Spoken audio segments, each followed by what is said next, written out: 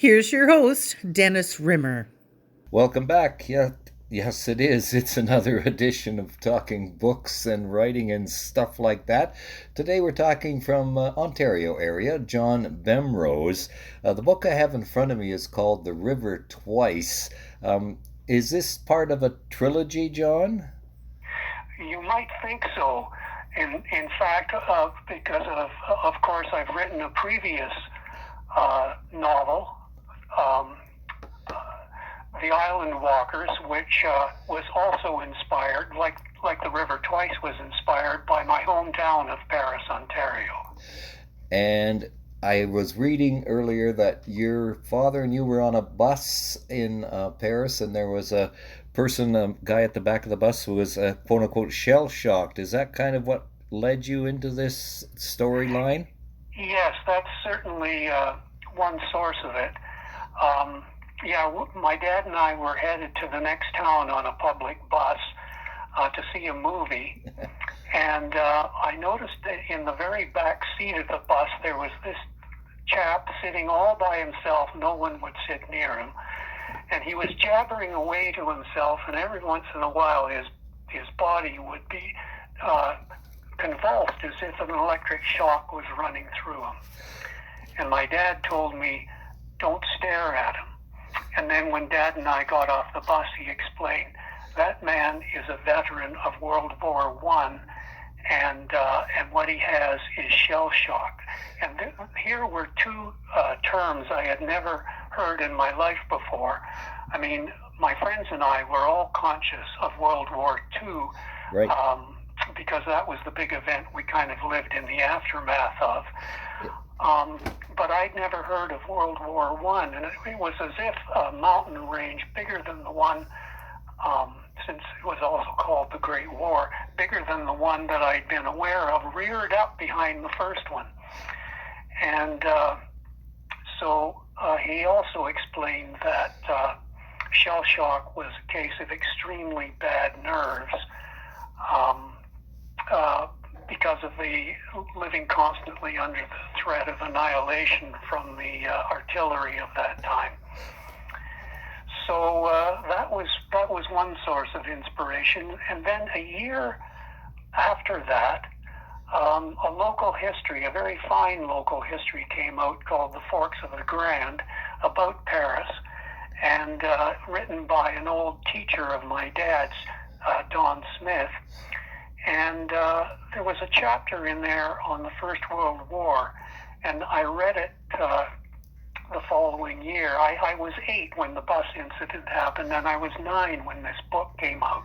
Right. And I read the First World War chapter quite avidly, and in fact went on to read it several times more while I was writing The River Twice.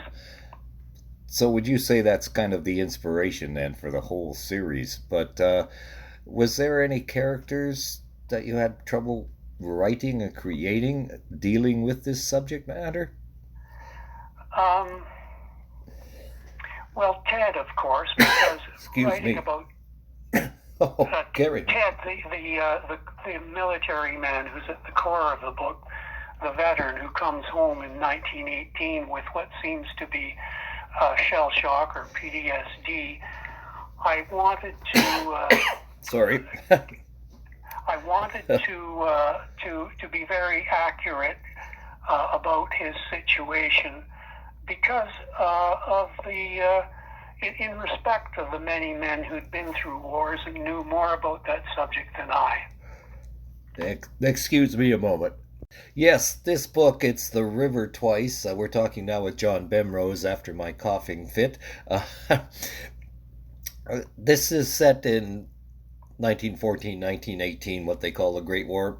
How was Canada? What was Canada like back then? You got any recollections or info you can tell us about Canada in the Great War?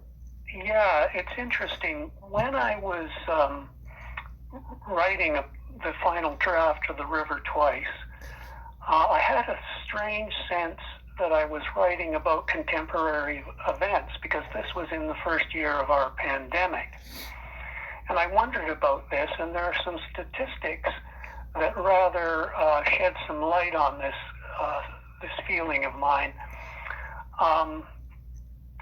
The population of Canada during the period of the First World War was about 8,000, and there were 67,000 Canadian soldiers killed in that war, and this is to say nothing of the 55,000 Canadians who died of the flu epidemic at the end of the war.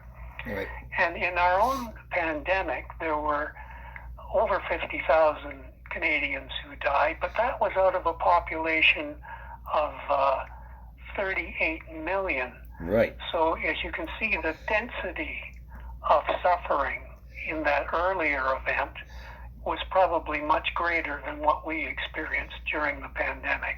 And that was actually, you said 8,000, it's 8 million, but that's okay. Oh, sorry, Yeah, yes, 8 yeah, million, 8 million. Right. And there were lots of people then. It was a British influence in Canada at that time. Everybody was all for the British Empire and that kind of thing. Yes, and that explains the large number of soldiers who signed up to go and fight in that war. Does that count the people from Newfoundland?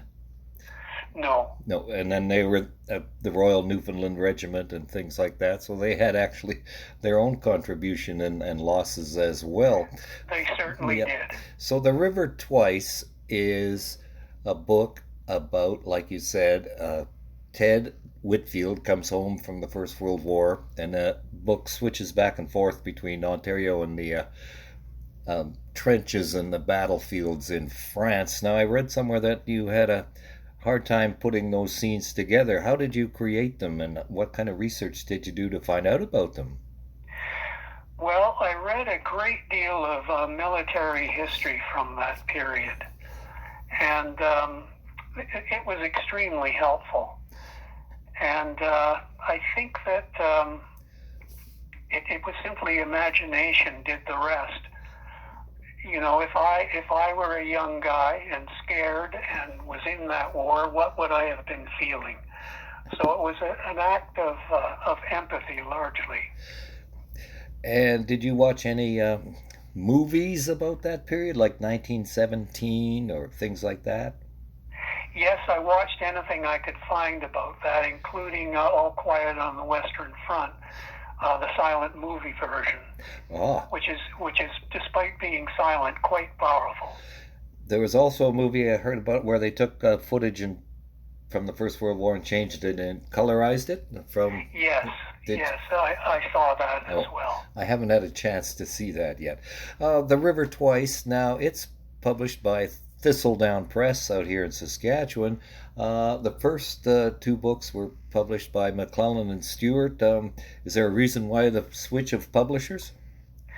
Well, there's been kind of a change in the publishing fashion right now, and the publishers almost entirely are going in for what they call diverse voices, into which, as an old white guy, I don't fit. So anyway, that's one of the declining editors told my agent. She said at any other time publishing John's book would be a no-brainer.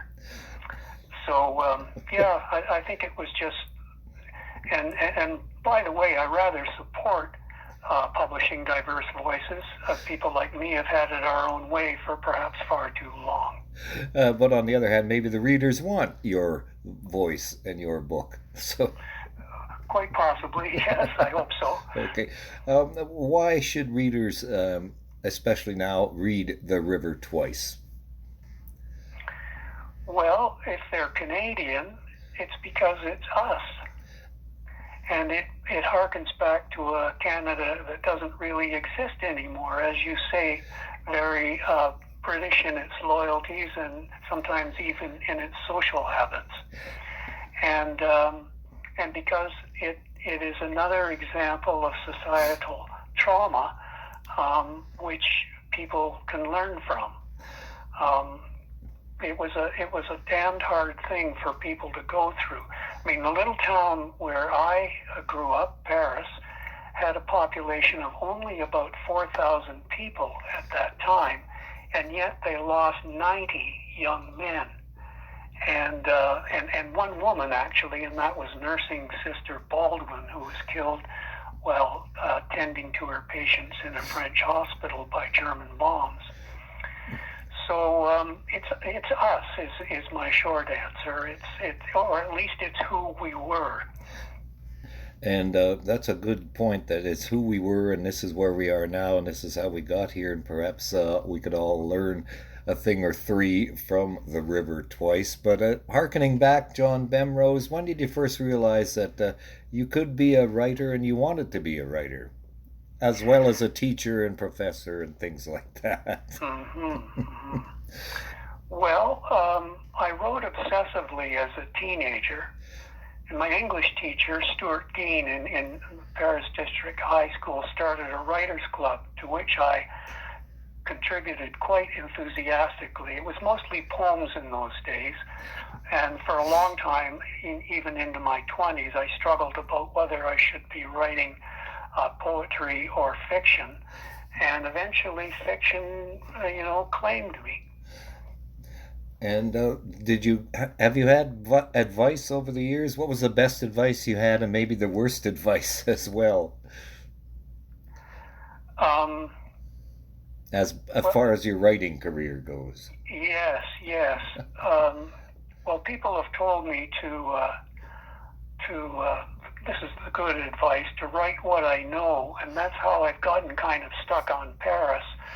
And to go back to your original question, am I writing a trilogy, since there have been 2 novels stuck in a town inspired by Paris? I am contemplating writing yet another one. It would perhaps be set sometime in the future, after climate change takes its toll on this world. Oh boy, that sounds like a lot of fun, quote unquote, air quotes, as the kids say nowadays. In writing The River Twice, and the earlier one in the same series, we'll say, what characters did you really like, and which ones did you kind of dislike, but you had to write about them anyway? Right. Well, I actually can say I didn't dislike any of the characters. In fact, I think if you do dislike a character, your portrait of that character will almost certainly not be convincing. And if you don't like the character, but maybe the readers will, then it kind of slants the way you approach it, perhaps. Sorry, say that again? I don't know what I was saying. If you don't like the character, maybe that comes through in the writing, right? Is that what you're saying? And then yes, exactly. Yeah. The character will not be drawn sympathetically, and there's some good in everybody. So you've got to make sure that even if a guy is playing a kind of villain's role in the novel, that you show some sterling qualities. Maybe have some backstory explanation as to how he got to be the way there, he was. Right? Yeah. Yep. And if you had the chance, what authors? I like this question. Past or present, would you like to meet? Right now, I'm reading my way through Thomas Hardy, and I would love to meet him. And what would you ask him if you could? I would ask him which of his characters was his favorite, although actually I already know the answer because he wrote it in a letter at one time. He preferred Tess in Tess of the D'Urbervilles. So why should we go back and read a Thomas Hardy book from 1880, something like that? Because his treatment of nature is so very, very rich. And I've always loved fiction writers who can do that. Another one would be D.H. Lawrence.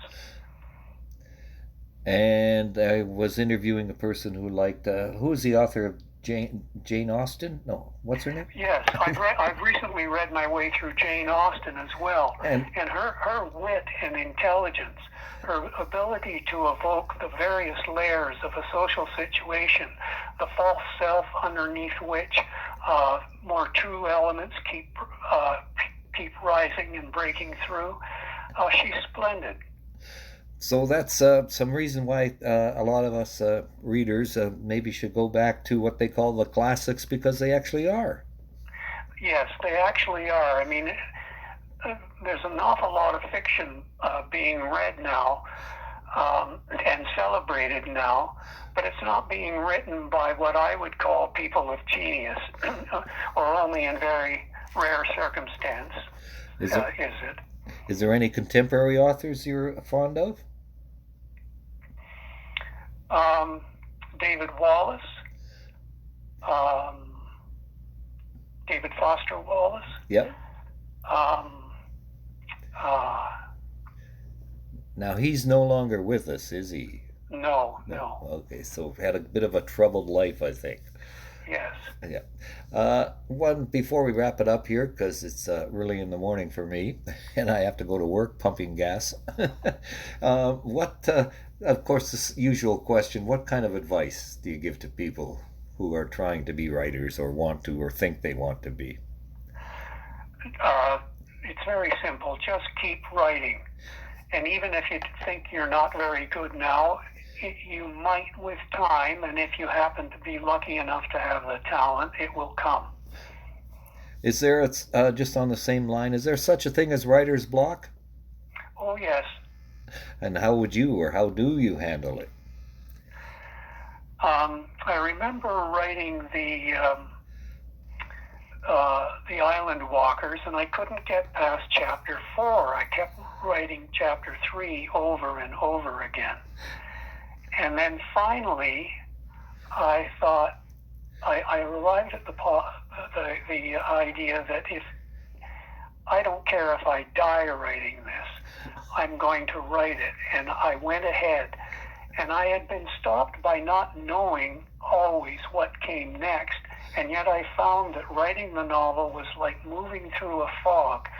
The farther you went into the fog, the more the little bit in front of you would disclose itself. And so with this kind of impetus, I eventually got through to the end.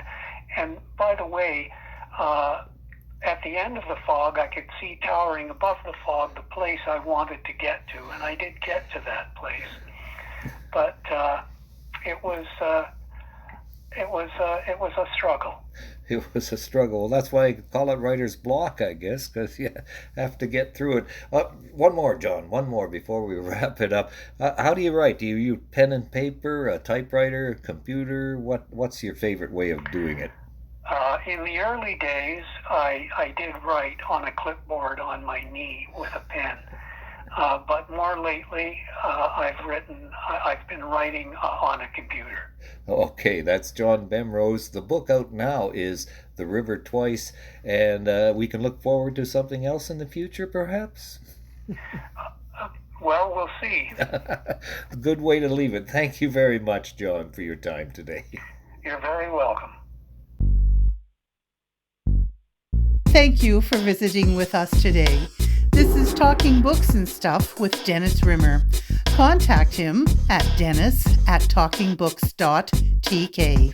Thank you, and may all the good news be yours.